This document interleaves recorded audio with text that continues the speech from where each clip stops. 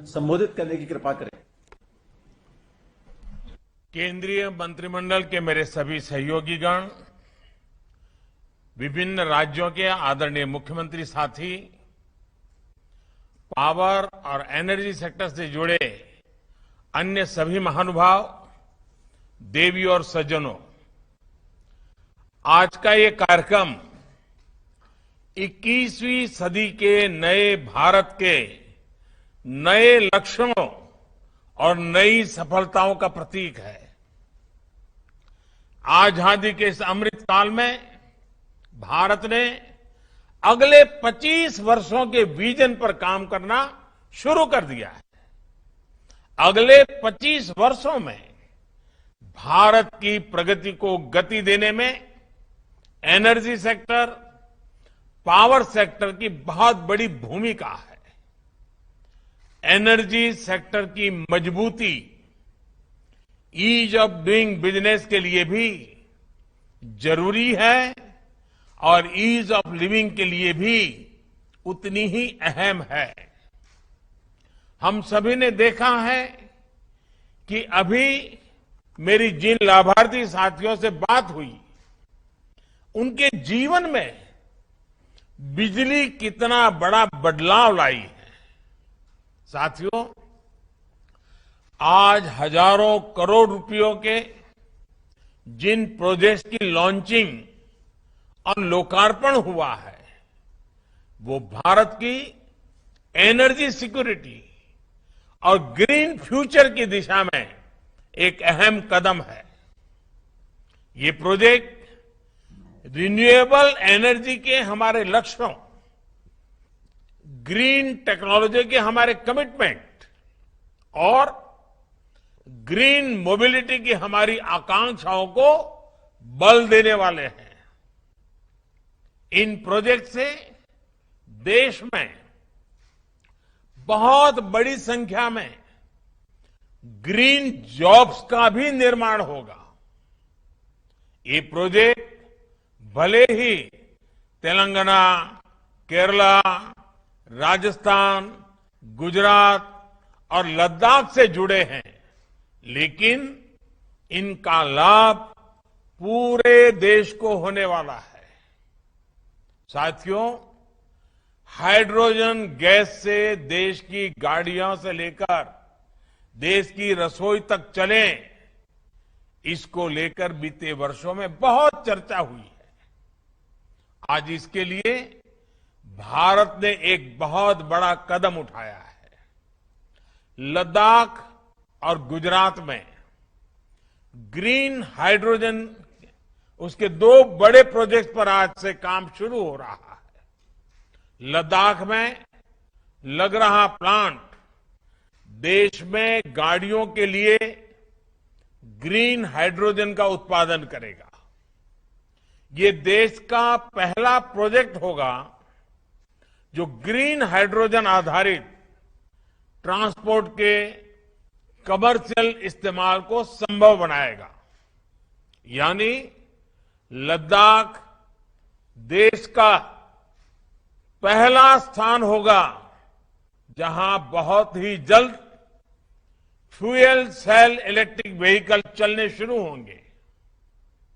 ये लद्दाख को carbon neutral क्षेत्र बनाने में भी मदद करेगा। साथियों, देश में पहली बार गुजरात में पाइप नेचुरल गैस में ग्रीन हाइड्रोजन की ब्लेंडिंग का भी प्रोजेक्ट शुरू हुआ है। अभी तक हमने पेट्रोल और हवाई ईंधन में इथेनॉल की ब्लेंडिंग की है। अब हम पाइप नेचुरल गैस में ग्रीन हाइड्रोजन ब्लेंड करने की तरफ बढ़ रहे हैं। इससे नेचुरल गैस के लिए विदेशी निर्भरता में कमी आएगी और जो पैसा विदेश जाता है वो भी देश के ही काम आएगा। साथियों, 8 साल पहले देश के पावर सेक्टर की क्या स्थिति थी, ये इस कार्यक्रम में बैठे सभी दिग्गज साथियों को पता है, हमारे देश में ग्रिड को लेकर दिक्कत थी। ग्रिड फेल हुआ करते थे, बिजली का उत्पादन घट रहा था, कटौती बढ़ रही थी, डिस्ट्रीब्यूशन सिस्टम पूरी डावाडोल थी। ऐसी स्थिति में 8 साल पहले हमने देश के पावर सेक्टर के हर अंग को ट्रांसफॉर्म करने का बीड़ा उठाया। बिजली व्यवस्था सुधारने के लिए 4 अलग अलग दिशाओं में एक साथ काम किया गया। जनरेशन, ट्रांसमिशन, डिस्ट्रीब्यूशन और सबसे महत्वपूर्ण कनेक्शन। आप भी जानते हैं कि ये सभी आपस में एक दूसरे से किस तरह से जुड़े हुए हैं। अगर जनरेशन नहीं होगा, ट्रांसमिशन डिस्ट्रीब्यूशन सिस्टम मजबूत नहीं होगा, तो कनेक्शन देकर भी कोई लाभ नहीं होगा। इसलिए ज्यादा से ज्यादा बिजली पैदा करने के लिए, पूरे देश में बिजली के प्रभावी वितरण के लिए, ट्रांसमिशन से जुड़े पुराने नेटवर्क के आधुनिकीकरण के लिए, देश के करोड़ों घरों तक बिजली कनेक्शन पहुंचाने के लिए हमने पूरी शक्ति लगा दी। इन्हीं सब प्रयासों का नतीजा ये है कि आज सिर्फ देश के हर घर तक बिजली नहीं पहुंच रही, बल्कि ज्यादा से ज्यादा घंटे बिजली मिलने भी लगी है। पिछले 8 वर्षों में देश में लगभग 1,70,000 मेगावाट बिजली उत्पादन की क्षमता जोड़ी गई है। One nation one power grid आज देश की ताकत बन चुका है। पूरे देश को जोड़ने के लिए लगभग 1,70,000 सर्किट किलोमीटर ट्रांसमिशन लाइन्स बिछाई गई हैं। सौभाग्य योजना के तहत लगभग 3 करोड़ बिजली कनेक्शन देकर हम सैचुरेशन के लक्ष्य तक भी पहुंच रहे हैं। साथियों, हमारा पावर सेक्टर एफिशिएंट हो, इफेक्टिव हो और बिजली सामान्य जन की पहुंच में हो, इसके लिए बीते वर्षों में निरंतर जरूरी रिफॉर्म्स किए गए हैं। आज जो नई पावर रिफॉर्म्स योजना शुरू हुई है, वो भी इसी दिशा में उठाया गया एक और कदम है। इसके तहत बिजली का नुकसान कम करने के लिए स्मार्ट मीटरिंग जैसी व्यवस्थाएं भी की जाएगी, जिससे एफिशिएंसी बढ़ेगी। बिजली का जो उपभोक्ता है, उसकी शिकायतें खत्म हो जाएगी। देश भर की डिस्कॉम्स को जरूरी आर्थिक मदद भी दी जाएगी, ताकि ये आधुनिक इंफ्रास्ट्रक्चर का निर्माण और आर्थिक रूप से खुद को सशक्त करने के लिए आवश्यक रिफॉर्म्स भी कर सके। इसमें डिस्कॉम्स की ताकत बढ़ेगी और जनता को पर्याप्त बिजली मिल पाएगी और हमारा पावर सेक्टर और मजबूत होगा। साथियों, अपनी एनर्जी सिक्योरिटी को मजबूत करने के लिए आज भारत जिस तरह रिन्यूएबल एनर्जी पर बल दे रहा है, वो अभूतपूर्व है। हमने आजादी के 75 साल पूरे होने तक 175 गीगावाट रिन्यूएबल एनर्जी ये कैपेसिटी तैयार करने का संकल्प लिया था। आज हम इस लक्ष्य के करीब पहुंच चुके हैं। अभी तक नॉन फोसिल सोर्सेज से लगभग 170 गीगावाट कैपेसिटी इंस्टॉल भी हो चुकी है। आज इंस्टॉल सोलर कैपेसिटी के मामले में भारत दुनिया के टॉप 4 या 5 देशों में है। दुनिया के सबसे बड़े सोलर पावर प्लांट्स में आज अनेक ऐसे हैं जो हिंदुस्तान में हैं, भारत में हैं। इसी कड़ी में आज 2 और बड़े सोलर प्लांट देश को मिले हैं। तेलंगाना और केरला में बने ये प्लांट देश के पहले और दूसरे नंबर के सबसे बड़े फ्लोटिंग सोलर प्लांट्स हैं। इनसे ग्रीन एनर्जी तो मिलेगी ही, सूर्य की गर्मी से जो पानी भाप बनकर उड़ जाता था वो भी नहीं होगा। राजस्थान में 1000 मेगावाट क्षमता वाले single location solar power plant के निर्माण का भी आज से काम शुरू हो चुका है। मुझे विश्वास है ये प्रोजेक्ट्स ऊर्जा के मामले में भारत की आत्मनिर्भरता के प्रतीक बनेंगे। साथियों, अपनी ऊर्जा जरूरतों को पूरा करने के लिए भारत बड़े सोलर प्लांट लगाने के साथ ही ज्यादा से ज्यादा घरों में सोलर पैनल लगाने पर भी जोर दे रहा है। लोग आसानी से रूफटॉप सोलर प्रोजेक्ट लगा पाएं, इसके लिए आज एक नेशनल पोर्टल भी शुरू किया गया है। एक घर पर ही बिजली पैदा करने और बिजली उत्पादन से कमाई दोनों तरह से मदद करेगा। सरकार का जोर बिजली का उत्पादन बढ़ाने के साथ ही बिजली की बचत करने पर भी है। बिजली बचाना यानी भविष्य सजाना। याद रखिए, बिजली बचाना मतलब बिजली बचाना, भविष्य सजाना। पीएम किसान योजना इसका एक बेहतरीन उदाहरण है।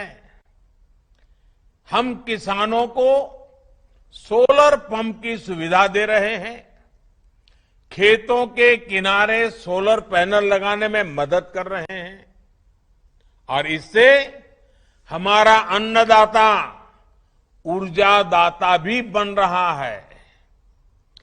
किसान के खर्च में भी कमी आई है और उसे कमाई का एक अतिरिक्त साधन भी मिला है। देश के सामान्य मानवी का बिजली का बिल कम करने में उजाला योजना ने भी बड़ी भूमिका निभाई है।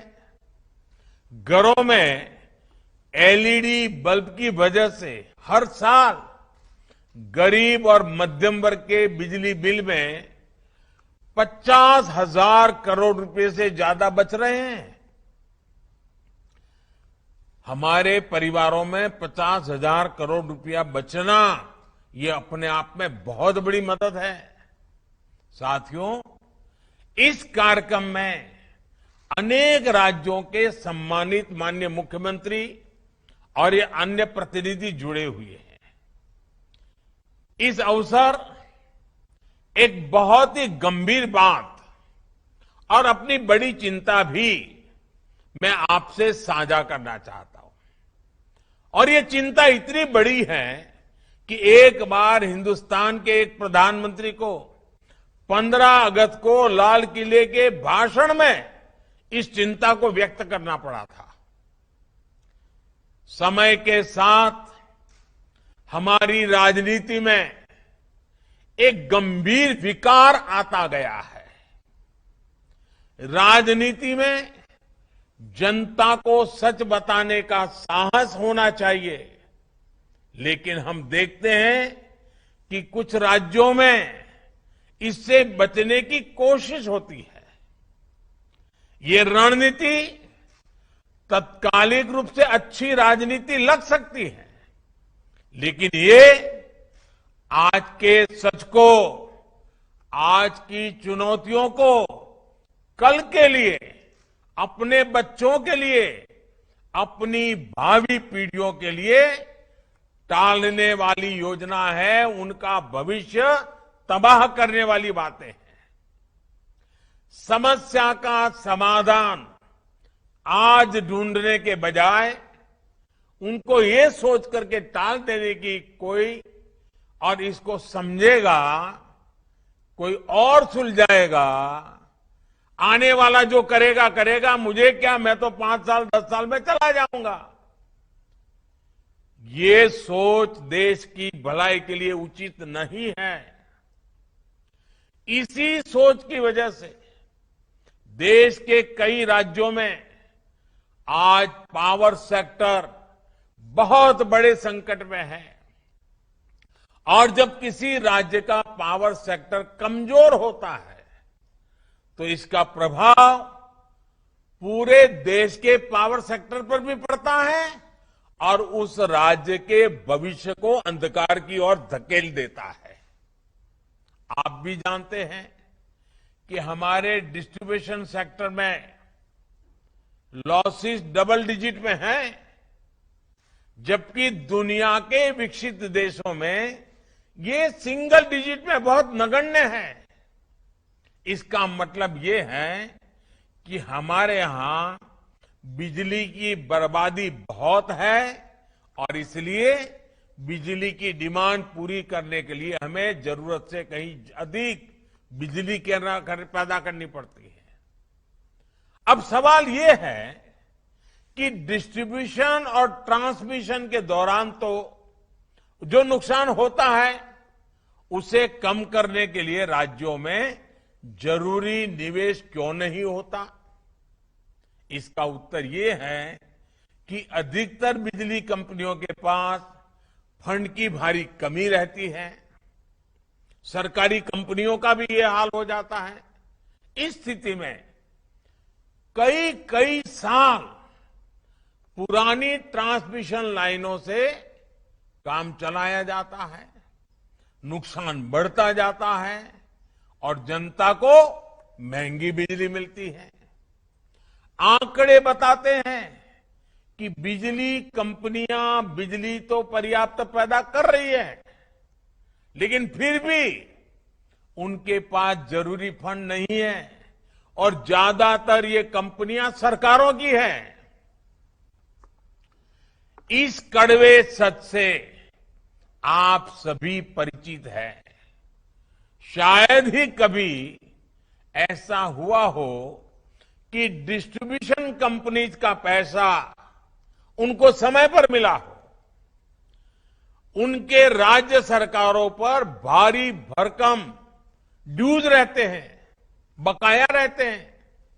देश को ये जानकर हैरानी होगी कि अलग अलग राज्यों का 1 लाख करोड़ रुपए से अधिक का बिल बकाया पड़ा है।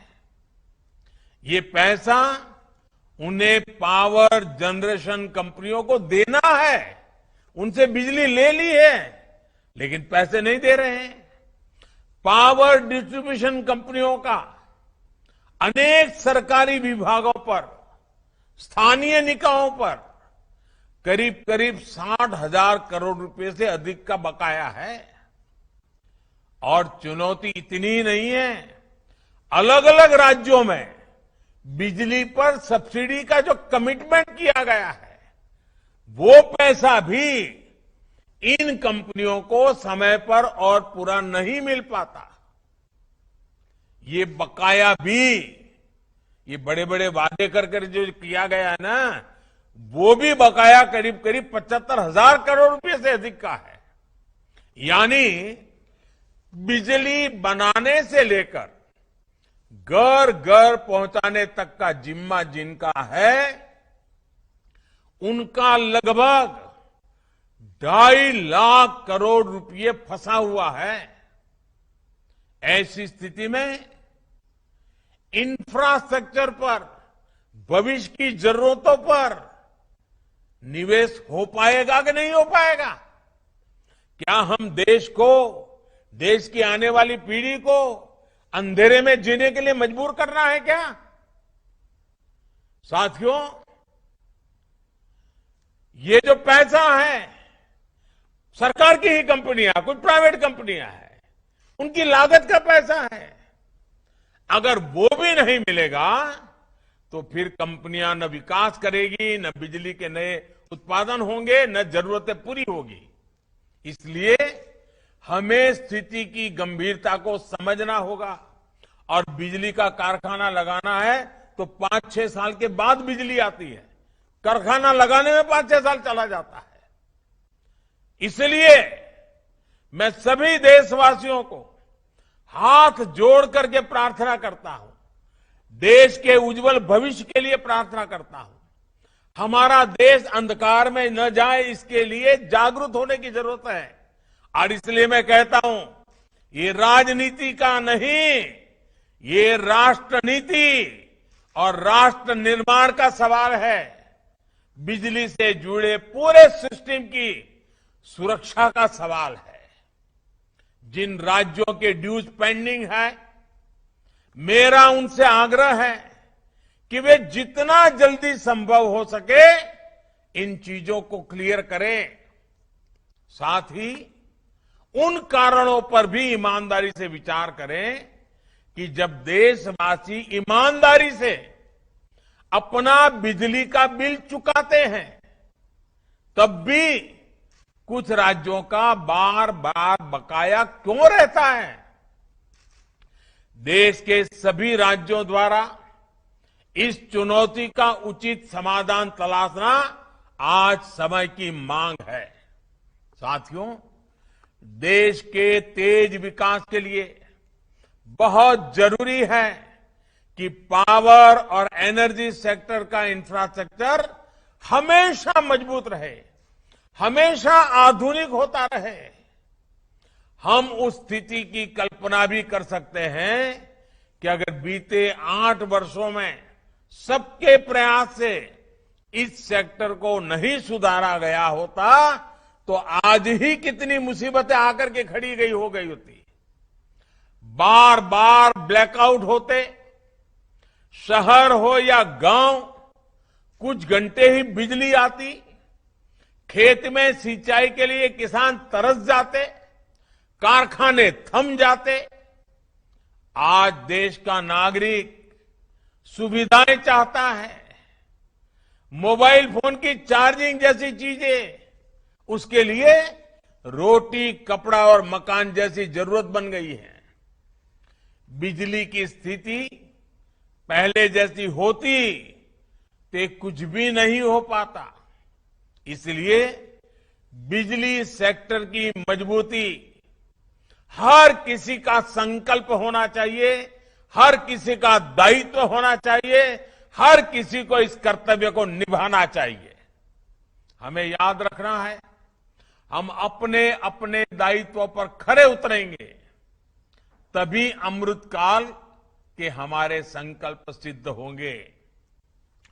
आप लोग भली भांति, मैं गांव के लोगों से अगर बात करूंगा तो मैं कहूंगा कि घर में सब हो, घी हो, तेल हो, आटा हो, अनाज हो, मसाले हो, सब्जी हो, सब हो, लेकिन चूल्हा जलने की व्यवस्था न हो तो पूरा घर भूखा रहेगा कि नहीं रहेगा? ऊर्जा के बिना गाड़ी चलेगी क्या? नहीं चलेगी। जैसे घर में अगर चूल्हा नहीं जलता है, भूखे रहते हैं, देश में भी अगर बिजली की ऊर्जा नहीं आई तो सब कुछ थम जाएगा। और इसलिए मैं आज देशवासियों के सामने बहुत गंभीरतापूर्वक और सभी राज्य सरकारों को करबद्ध प्रार्थना करते हुए मैं आग्रह करता हूं कि आइए हम राजनीति के रास्ते से हट करके राष्ट्र नीति के रास्ते पर चल पड़े। हम मिलकर के देश को भविष्य में कभी भी अंधेरे में न जाना पड़े, इसके लिए आज से ही काम करेंगे, क्योंकि बरसों लग जाते हैं इस काम को करने में। साथियों, मैं ऊर्जा परिवार के सभी साथियों को बधाई देता हूं इतने बड़े भव्य आयोजन के लिए, देश के कोने कोने में बिजली को लेकर के इतनी बड़ी जागरूकता बनाने के लिए एक बार फिर नए प्रोजेक्ट की भी मैं बहुत बहुत बधाई देता हूं। पावर सेक्टर से जुड़े सभी स्टेक होल्डर्स को शुभकामनाएं देता हूं। मेरी तरफ से आप सबको उज्जवल भविष्य की अनेक अनेक शुभकामनाएं। बहुत बहुत धन्यवाद।